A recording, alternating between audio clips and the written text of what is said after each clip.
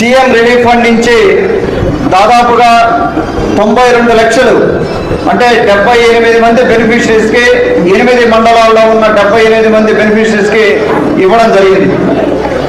దీనికి గాను ఉదయగిరి నియోజకవర్గ ప్రజల తరఫున, తెలుగుదేశం పార్టీ నాయకులు, కార్యకర్తలు, ఆడపడుచుల తరఫున మన గౌరవ ముఖ్యమంత్రి వర్యులు, తెలుగుదేశం పార్టీ జాతీయ అధ్యక్షులు శ్రీ నారా చంద్రబాబు నాయుడు గారికి ధన్యవాదాలు తెలుపుకుంటా ఉన్నాం.